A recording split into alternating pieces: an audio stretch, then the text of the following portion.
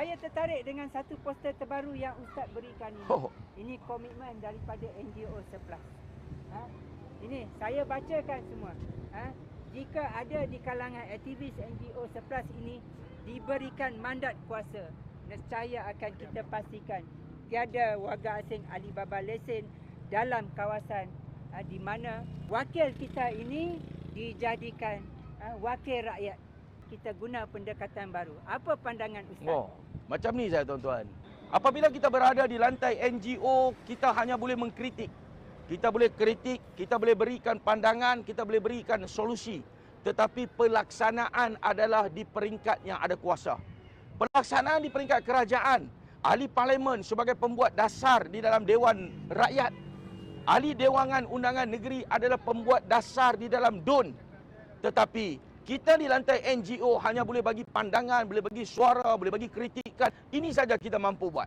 Saya nak bagi tahu tuan-tuan, pelaksanaan undang-undang ini perlu diambil oleh penjawat awam. Ini kerajaan yang perlu ambil undang-undang, ambil tindakan, bukan ahli parlimen. Ahli parlimen tak boleh ambil tindakan undang-undang. Ahli parlimen hanya pembuat dasar, tindakan undang diambil pegawai kerajaan oleh kerajaan. Saya nak faham tuan-tuan. Kalau kita diberi mandat sebagai wakil rakyat, DUN ataupun parlimen, kita berjanji di hadapan rakyat Malaysia, kawasan yang kita diberi mandat, kita akan pastikan setiap perniagaan, permis perniagaan ini diberikan kepada rakyat Malaysia. Kita akan pastikan setiap perniagaan ini kalau warga asing nak berniaga perlu melalui proses undang-undang yang sah. Ini boleh dibuat tuan-tuan. Ini saya bagi komitmen, 100% komitmen. Ini boleh dibuat. Bermakna setiap wakil rakyat yang tak buat kerja, setiap wakil rakyat yang membiarkan warga-warga asing ini berlambak dalam negara, semua adalah kautim rasuah. Ini tuan. Bagaimana kita boleh katakan rasuah?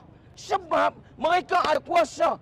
Mereka boleh mendesak kerajaan. Mereka boleh mendesak penguat kuasa. Mereka boleh berunding dengan Datuk Bandar untuk ambil tindakan. Mereka boleh arahkan ketua-ketua jabatan untuk ambil tindakan. Mereka boleh telefon direct kepada ketua pengarah Jabatan Immigration, pengarah Immigration Selangor. Telefonlah.